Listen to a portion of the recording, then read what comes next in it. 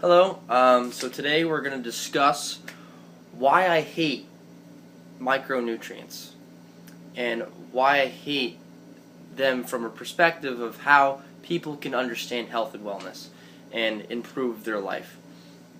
So first let's discuss what a micronutrient is. So a micronutrient are minerals and vitamins. Sometimes there's things like trace minerals and trace vitamins, vitamins and minerals that we need to consume in very small quantities. So it's a sort of subsection of micronutrients. But there's also something called macronutrients, or things that you would consume in large quantities, like protein, fat, and carbohydrates. Those are things that you would consume on sort of a gram level, where you would consume vitamins and minerals on a milligram or even like smaller level. So with that said, let's begin to assess why I hate micronutrients. So let's take for instance, when we're trying to interpret a food that is good or healthy for us, what do we need to do?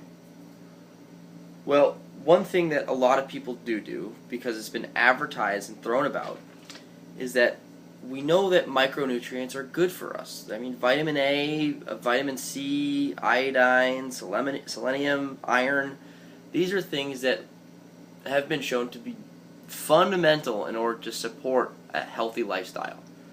So when we're assessing a product, oftentimes we'll look at the food label.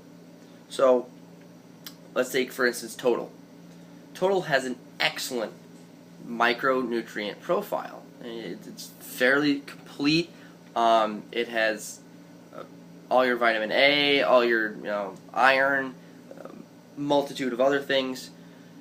And yes, it may not have the best macronutrient profile, but I mean, that's calories, and we can concern ourselves with that later, as long as we get our micronutrients and then support that with a good macronutrient profile, we'll get ideal health. We'll avoid cancer, we'll avoid heart disease, we'll avoid diabetes, we'll avoid all of the things that plague our society. And the issue with that I have is that it's just simply eliminating many other aspects of health, because now we're saying that in order to avoid these diseases and these conditions, is that we need to only look at the vitamin aspect of fruits of food. So for iron, yeah, we would need to look at, let's consume broccoli because it's high in iron, or leafy green vegetables because it's high in iron, or carrots because it has a lot of vitamin A. And this is the wrong way to look at health and wellness, because if you look at processed foods, they have an absorbent amount of vitamin A and iron and calcium and things. And if you take, for instance, a multivitamin, say, pop a multivitamin, and now all you have to worry about is your macronutrient component, then you could consume all the processed food that you want. And this is why we're obviously missing something here. And I'm about to tell you what that is. In order to assess something's health, is that we need to consider the 5 aspects of health as I define them, and that being exercise, micronutrient content, macronutrient content, and all the subsets like trans fats and that perspective, bacterial content, and phenolic content. This is a much more holistic understanding of or perspective towards health and wellness, and something that's much harder to try and replicate for the food industry. And I'm not saying that I'm just trying to make it difficult so they can't make a breakfast cereal that's healthy. I'm just saying that there's obviously something missing, and I believe that the gut bacteria and phenolic content are one of the larger aspects that's missing. It's not just the preservatives and things that are being added in, although that is an aspect. So let's talk about this. So whenever we look at something like antioxidants, we say, oh, the cranberry juice has great antioxidants in it. And vitamin A, vitamin C, and vitamin E and things, those are antioxidants. However, phenolic compounds like resveratrol, something that's not a vitamin, something that's not a mineral, is perspective to enhancing health. These are sort of some of the more forgotten aspects of health and things that aren't added to fruits and that aren't added to processed foods. And this is one of the things that makes raw or fruits and vegetables in general more healthy than processed foods, is that they have this phenolic content that has been shown to reduce instances of cancer and aid in digestive health and a multitude of other aspects of health. I hope I'm not rambling too much here. So the thing is also, so we have the phenolic compound compounds that are missing out of processed foods, but there's also the gut bacteria aspect of foods. So whenever we consume fruits and vegetables, we're actually consuming a certain amount of bacteria with that. We're consuming that, with beneficial bacteria that help our digestive system, help us avoid things like Crohn's disease, help us avoid things like irritable bowel syndrome or leaky gut, and also has been shown to reduce flus and lactobacillus and lactobifida.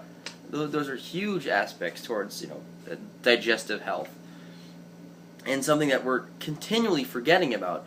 And in processed foods, we're actually trying to extend the shelf life and things, and we're really so concerned about that we're forgetting about supporting the health of the community that we're providing these nutrients to. And so we're putting these preservatives in, and they're actually going in and they destroy bacteria, but they also destroy our bacteria. And this is one of the reasons why I think that Cheerios gives me some serious digestive issues sometimes coming out my my hoo-hoo. So these are some of the things that are advantageous towards pushing the style of when we view a product, why we need to view it with a phenolic content and a bacterial content. Because what fruits and what micronutrients have done is that they've removed the subject of what bacteria are beneficial, what phenolic compounds are beneficial. They keep focusing so much on the vitamin content that they're forgetting about what sort of other aspects towards health that there is, and how complex that issue is. And one of the reasons why we're not seeing this too often is because the science is relatively new. If we look back at bacterial science, gut flora science, is that it's only about like 12 years or so old. I mean, really, when it started kicking up, maybe even 6 years old. That's really when we've evolved our science to a degree that we can actually really work with and make any sort of real suggestions towards. And the same thing with phenolic content, is that we're just beginning to understand resveratrol and things, and it's really difficult to make suggestions. You need to eat or you need to consume this because of this phenolic compound, because we don't even understand what it does. So that's one of the reasons why we need to avoid talking about vitamins and minerals so much and start trying to demand a concentration and understanding what the phenolic compounds, the compounds that aren't added to processed foods, are doing for our health. And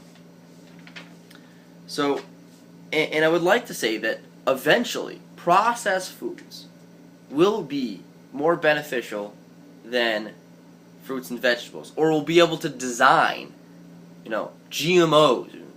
We'll be able to design foods that will be superior to our, natural resources or natural fruits and vegetables. That being said, because you'll probably hate me, but we can actually develop foods that will say, we can look at a phenol compound and understand that maybe it's actually negative towards our health. Maybe there's actually a side effect. You look at things like nightshades, and there actually is a negative aspect towards our health for one reason or another, and we may be able to extract or inhibit that phenol or that component of the fruits or vegetables or whatever, and enhance another that actually has been shown to be beneficial to health. Now the thing is that's far from where we are now. I mean, that's in year 3000 or something. But I would say that we can't hate too much on the evolution of food science, but we also have to take it in a perspective that's very sparing, and knowing that fruits and vegetables have been one of the most fundamental components towards reducing the diseases that we suffer from globally. That's something that we need to be concerned with, is that the facts state that for whatever reason it may be, fruits and vegetables are beneficial towards our health. And it's not necessarily just one of these components, one of these vitamin A or vitamin C that's doing this health. It's a multitude of things that we just don't understand. You look at bioavailability. You can have iron. Let's say you have iron in your body, but the bioavailability of that iron is varying. It actually varies depending upon how much your body needs, but it also varies upon, if it's iron oxide or iron this, and that's something else we need to consider.